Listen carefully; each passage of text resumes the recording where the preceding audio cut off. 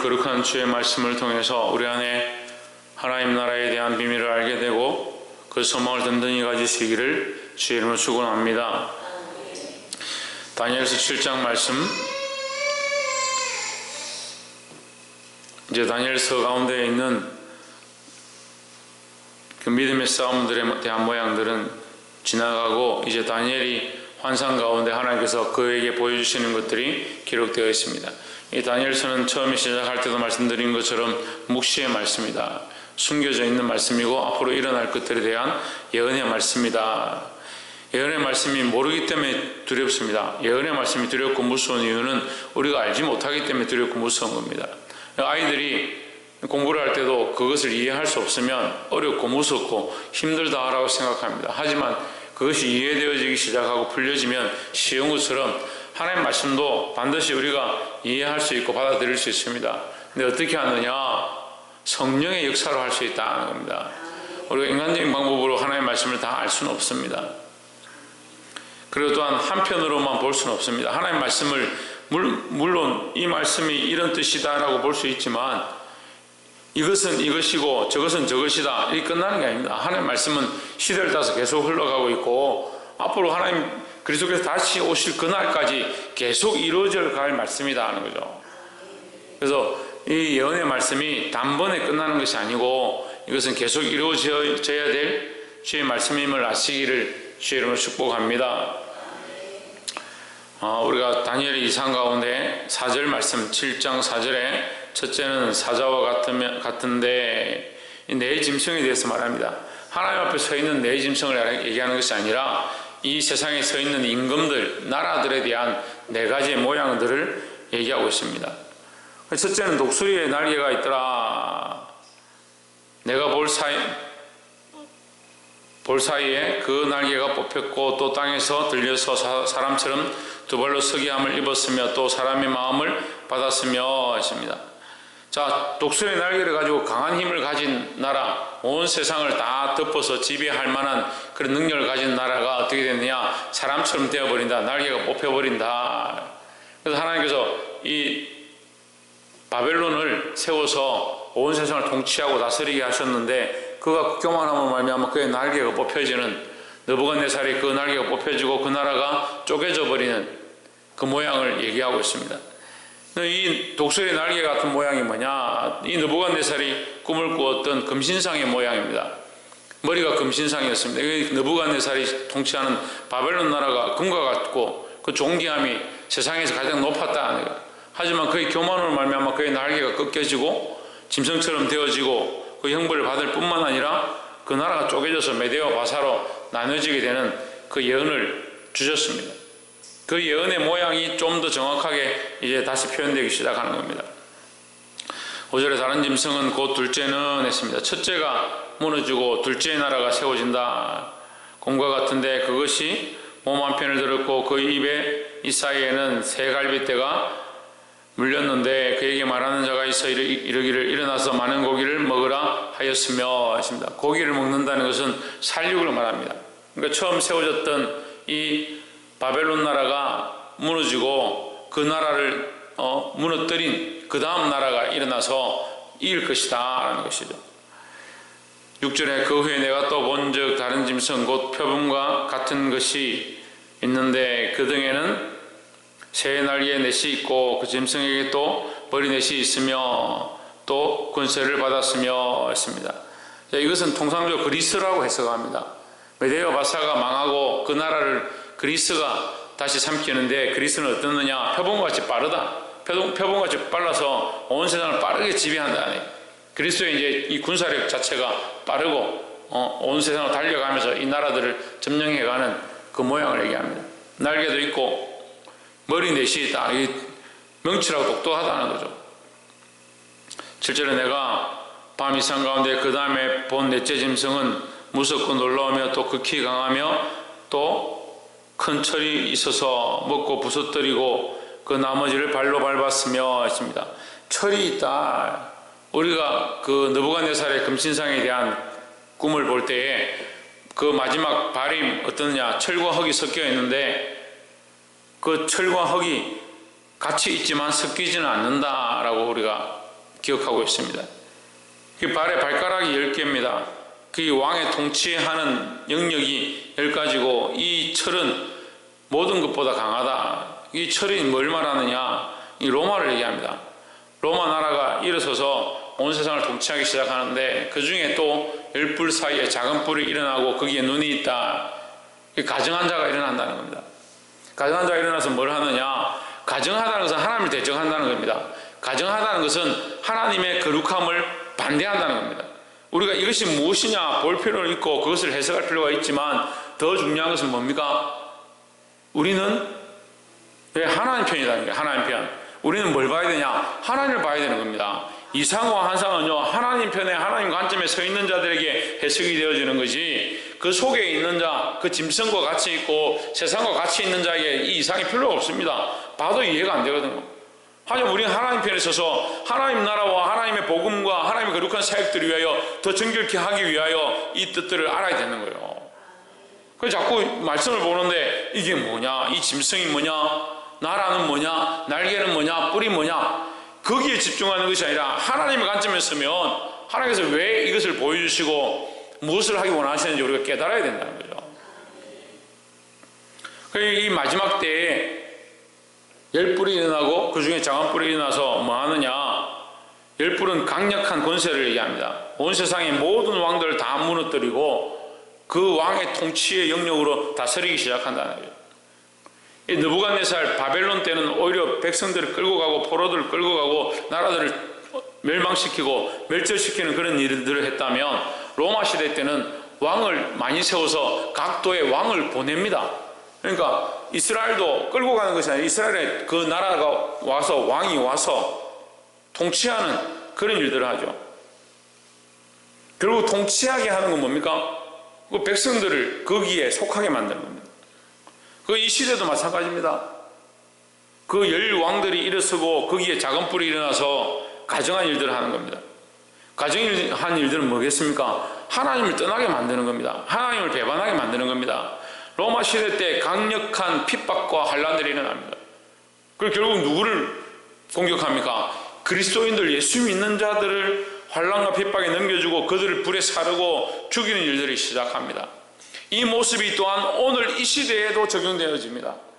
믿음을 가지고 주를 위해 살아가야 될 자들 가운데 세상의 권세가 들어와서 우리를 부정한 것들로 하나님의 정결한 백성으로 붙어 있어야 될 자들을 세상의 음란한 문화들로 끌고 가고 환란과 핍박에 넘겨주려고 하는 그런 일들이 나타난 겁니다. 우리는 어디에 서 있어야 되느냐? 이 예언들이 사실 세세하게 무엇이냐? 그것보다 뭐가 더 중요합니까? 하나님에게 붙어 있는 것이 중요합니다. 거룩한 하나님을 바라보는 것이 중요하다는 거예요. 이런 환란이 있을 것이다. 이런 고난이 있을 것이다. 왜 가르쳐 주느냐? 그 환란이 어떠한 것이고 그 뿔이 무엇이고 거기에 작은 뿔이 무엇이고 그것을 알라고 하는 것이 아니고요. 그것이 7년 대환란 후에 한때와 두때와 반때 3년 만에 고난이 있을 것이고 거기에 하나님의 긍휼이 있다. 물론 알아야 되죠. 더 중요한 것이 뭡니까? 하나님을 보는 겁니다. 하나님을 보는 겁니다. 9절에 내가 보았는데 왕자가 놓이고 옛적부터 항상 계신 이가 좌정하셨는데 그 옷은 희기가 눈 같고 그 머리털은 깨끗한 양털 같고 그 보좌는 불꽃이요 그 바퀴는 붙는 불이며 했습니다. 무엇을 얘기합니까? 그 나라들이 있고 그 이상이 번민스럽고 네가 그것이 해석이 되지 않아 힘들어하지만 그것보다 뭐가 중요하냐? 하나님을 볼 수 있는 게 중요하다는 거예요. 사실 우리가 이거 다 해석 못해도 됩니다. 이게 무슨 뜻인지 몰라도 됩니다. 뭘 알아야 되냐? 살아계신 하나님을 볼 수 있어야 됩니다. 세상과 나는 관계없고 후숙한 주만 보이고 세상의 이 수많은 환난과 고난과 시대들은 다 지나가고 결국 다 지나가리라. 우리가 이 지나가리라 이 말을 많이 쓰는데 다 지나간다. 결국 이 모든 환난과 고난 어려움 이 시간도 다 지나갈 것이다. 지나갈 것이니까 괜찮다 이게 아니라요. 지나가고 반드시 뭐만 남느냐? 하나님이 영원하시니까 하나님만 남고 하나님 말씀만 남는다는 거죠. 그러니까 우리는 뭘 붙잡아야 됩니까? 하나님 바라보는 것, 하나님 사모하는 것, 하나님 의지하는 것, 그 말씀을 믿는 것, 신뢰하는 것, 그것을 붙잡고 있어야 되는데,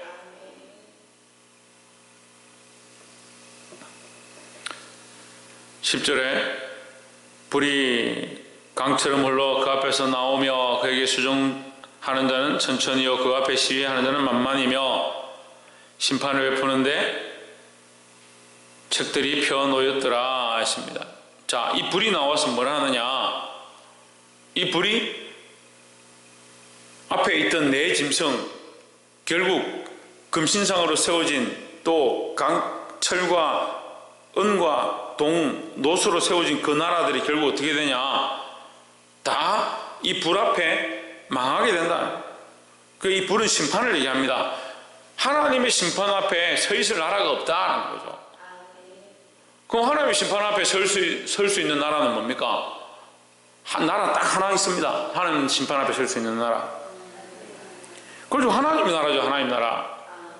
그 하나님 나라의 백성은 누굽니까? 왜? 우리가 하나님 나라의 백성이 되는 겁니다. 그러니까 세상 나라는 다 멸망하고 세상 나라의 권세들은 결국은 강하고 두렵고 무서운 것 같지만 결국은 다 없어질 것들이다. 거죠. 그래서 세상 나라를 두려워할 필요 없고 거기에 무릎 꿇을 필요가 없다. 13절에 내가 또 밤 이상 중에 보았는데 인자 같은 이가 하늘 구름을 타고 와서 옛적부터 항상 계신 자에게 나와 그 앞에 인도됨에 14절 그에게 건세와 영광과 나라를 주고, 건세와 영광과 세 번째 뭡니까? 나라를 줬습니다. 나라를 주고 또 모든 백성과 나라들과 각 방언하는 자로 그를 섬기게 하였으니 그 권세는 영원한 권세라 옮기지 아니할 것이요 그 나라는 패하지 아니할 것이니라 했습니다. 오늘 이 본문의 가장 중요한 것은 이 장면이에요. 여기 패하지 않는 나라가 나옵니다. 지금 앞에 네 짐승이 있었는데 우리는 성경을 보면 네 짐승이 뭔가, 네 짐승이 무섭고 두렵고 해석이 안 된다. 그것은 나라들입니다. 근데 그 나라들은 어떻게 하냐? 서로 먹히지만 결국은 어떻게 되냐? 다 망할 나라, 없어질 나라들이다. 세상 나라는 멸망하여도 하나님의 나라는 영원하다는 거예요. 그러니까 여기 지금 확실한 단어 14절에 그 나라는 패하지 아니할 것이라. 그 하나님 나라, 예수 그리스도가 통치하시는 나라, 그 그리스도에게 이 13, 14절은 그리스도를 얘기하는 거예요. 위에 9절부터 11절까지는 하나님의 모양을 얘기합니다. 그 하나님께서 오셔서 이 모든 나라를 폐하실 때 누구에게 권세를 주느냐? 예수 그리스도 인자에게 그 권세를 준다는 거예요. 그 예수 그리스도가 이 나라들을 결국 다시 통치하고 심판하고 다스리기 시작한다. 그럼 우리는 누구를 의지해야 되냐? 하나님을 바라보고 예수 그리스도를 믿고 살면 되는 겁니다. 그 우리의 나라는 이 땅에 속한 것이 아니라는 거예요. 예수 그리스도에게 속한 나라, 그 영원한 약속, 그 믿음을 붙잡고 승리하기를 주의 이름으로 축복합니다. 그래서 이 말씀을 좀 더 분명하게 우리에게 가르쳐 줍니다. 18절에 지극히 높으신 자의 성도들이 나라를 얻으리니 그 누림이 영원하고 영원하고 영원하리라 했습니다. 이게 구약 성경인데 신약적 표현들을 합니다. 성도들이다. 지극히 높으신 자의 성도들이다. 나라를 얻으리라 했습니다. 나라를 어떻게 얻느냐? 우리가 그 나라의 구성원이 되면 나라를 얻는 겁니다. 나라를 우리가 나라를 어떻게 얻겠습니까? 내가 나라에 들어간다고 해서 그 나라의 주인이 되는 건 아니죠. 하지만 내가 그 나라의 구성 요소가 되어지기 시작하면 그 나라의 주인의 역할을 하기 시작하는 겁니다. 우리 모두가 모여서 한 나라가 되어지는 거죠. 예수 그리스도가 왕이시고 하나님이 통치하시는 그 나라에 우리가 한 구성 요소가 되어지는 겁니다. 그래서 지극히 높으신 자의 성도들이 나라를 얻으리니 그 누림이 영원하고 영원하고 영원하리라 하십니다. 성경의 반복은요 확실한 건데 세 번 해서 연속해서 반복하는 건요 누구도 끊을 수 없고 변할 수 없다라는, 변케할 수 없다라는 거죠. 하나님 나라는 영원하고 영원하고 영원할 것이다. 이것은 분명한 약속이 돼서 얘기합니다. 그러니까 우리는 영원한 나라를 붙잡아야 되죠. 잠시 없어질 독수리의 날개를 붙잡을 것도 아니고, 머리가 4개 달린 것을 붙잡을 것도 아니고, 곰의 능력을 붙잡을 것도 아니고, 표범의 그 빠름을 붙잡을 것도 아니고, 두려운 뿔 그 중에 또 일어나는 작은 뿔 적그리스도를 쫓아갈 것이 아니고, 그 모든 것이 두렵고 강하고 힘이 있는 것처럼 보이지만 결국 하나님의 나라가 영원하고, 우리가 영원히 붙잡아야 될 그 하나님의 나라 예수 그리스도, 그것을 잊지 않기를 주의 이름으로 축복합니다. 21절에 내가 본 적 이 뿔이 성도들로 더불어 싸워 이겼더니, 이 성도들을 이긴다 이 말은 성도들을 환난으로 죽이고 괴롭게 한다 이런 뜻이죠. 22절 예적부터 항상 계신 자가 와서 지극히 높으신 자의 성도를 위하여 신원하셨고 때가 이름에 성도가 나라를 얻었더라 했습니다. 결국 우리가 하나님 나라를 얻는 건요, 우리 능력으로 안 되는 거요, 우리의 공로로도 안 되고 우리의 능력으로 안 되고 우리 힘으로도 안 되는 겁니다. 근데 결국 누가 도와주시냐? 예수 그리스도의 신원으로 말미암아, 예수 그리스도의 대속으로 말미암아, 예수 그리스도의 중보로 말미암아 우리가 살 수 있다라는 거죠. 그 하나님 나라를 얻을 수 있다라는 거죠. 그러니까 우리는 뭘 붙잡아야 됩니까? 예수 그리스도를 붙잡고, 예수 그리스도의 이름을 붙잡고, 예수 그리스도의 십자가를 붙잡고, 그로 말미암아 우리가 하나님 앞에 나아갈 수 있는 겁니다. 그러니까 세상 나라들처럼 교만하면 안 됩니다. 세상 사람들처럼 우리가 스스로 내가 되었다, 스스로 높아지면 안 됩니다. 우리는 결국 누구를 의지하냐? 예수 그리스도를 의지하고 예수 그리스도를 덧입어서 하나님 앞에 나아갈 수 있는 거예요. 그것이 우리 소망이에요. 그래서 세상 사람들이 가지지 못한 소망이 뭐냐? 세상의 소망은요, 공로와 능력과 수고와 단련과 훈련으로 말미암아 되어지는 것처럼 보이지만, 그리스도 안에 있는 자들은 공로와 능력이 아니라 예수 그리스도를 얼마나 더 붙잡느냐, 이 믿음을 얼마나 지키느냐,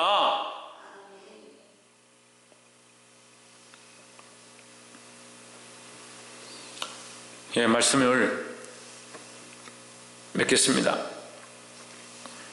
25절에 그가 장차 말로 지극히 높으신 자를 대적하며 또 지극히 높으신 자의 성도를 괴롭게 할 것이며, 그가 또 때와 법을 변개코자 할 것이며, 성도는 그의 손에 붙임바 되어 한 때와 두 때와 반 때를 지내리라 했습니다. 말로 성도들을 괴롭게 한다, 적그리스도의 모양입니다. 결국 세상의 나라들이 우리를 어떻게 하느냐, 세상의 통치자가 어떻게 하느냐, 결국 그 배경에 누가 있습니까? 사단이 있습니다. 사단이 뭘 하느냐? 기적을 일으키는 겁니다. 때와 법을 변개한다. 때와 법은요, 하나님께 있는 거예요. 하나님만 바꿀 수 있고 하나님만 인도할 수 있는 거예요. 하나님이 역사하실 수 있는 거예요. 그런데 그 마귀가 적그리스도를 내세워서, 계시록에도 그렇게 됩니다. 그가 일어나서 손으로 만들었는데 갑자기 말을 하기 시작하고 죽었다가 살아나고 예수의 모양을 닮아가는 거예요. 그래서 적그리스도인 거예요. 예수님처럼 하는 거예요, 사단이. 그래서 사람들이 볼 때 저게 예수 아니냐, 저게 구원자 아니냐 이 착각하도록 만드는 거예요. 그래서 거기 가서 많은 사람들이 무릎 꿇는다는 거죠. 세상이 세상이 우리에게 구원을 줄 것 같고, 세상에 우리가 소망을 얻을 수 있는 것처럼 보이고, 그 재물이 우리에게 뭔가 즐거움을 줄 수 있는 것처럼 보이지만 착각하지 마십시오. 세상의 것들은 결국 끝난다는 겁니다. 제가 기회가 있으면 다음에 좀 더 세세하게 말씀을 나누겠습니다. 그러나 26절에 그러나 했습니다. 그 세상의 나라는 결국은 끝난다. 아무리 권세 강하고 그들이 미혹하고 성도들을 잡아서 죽이려 하고 핍박하고 하지만, 그들이 이기는 것처럼 보이지만, 그러나 하나님의 발에 불 붙은 것처럼, 모든 것을 태워버리고 심판하시는 것처럼, 그러나 심판이 시작된 즉 그는 권세를 빼앗기고 끝까지 멸망할 것이요. 끝까지 멸망한다는 것은 아무것도 남지 못한다. 세상의 권세는 결국 아무것도 남지 못한다. 27절에 나라와 권세와 온 천하 열국의 위세가 지극히 높으신 자의 성민에게 붙임 바 되리니, 그래서 모든 권세는 다 사라지고 뭐만 남냐? 성도들, 성민들, 하나님의 백성들에게만 이 권세가 남는다라는 거죠. 그의 나라는 영원한 나라이라 모든 권세에 있는 자가 다 그를 섬겨 복종하리라 하며 했습니다. 계속해서 말하는 겁니다. 말씀이 반복해서 이 얘기를 계속 하고 있습니다. 그러니까 중요한 건요, 내 짐승이 뭐냐가 중요한 게 아니라, 뿔이 뭐냐가 중요한 게 아니라, 물론 그 뜻도 알아야 하지만 더 중요한 게 뭐냐, 하나님을 바라보는 것, 그 가운데 예수 그리스도의 통치의 영역들을 바라보는 것, 그 예수 그리스도를 바라보고 의지할 때 그의 신원으로 말미암아 그리스도인들이 영원한 구원을 얻게 된다는 이 사실이 너무나도 귀하고 중요하다는 거죠. 그러니까 우리는 이 말씀을 기억하고 결국 세상의 그 모든 권세를 이 성민에게 주어진다. 그들이 가지고 있는 모든 권세를 우리가 얻게 된다. 그래서 우리는 이 권세를 영원토록 누리게 될 것이다 라는 거죠. 그러니까 없어질 나라를 붙잡고 가는 것이 아니고 영원한 나라 예수 그리스도를 붙잡고 이 영원한 소망 가운데 결국 승리하게 될 것들을 바라보고 나아가기를 주의 이름으로 축복합니다. 기도하겠습니다.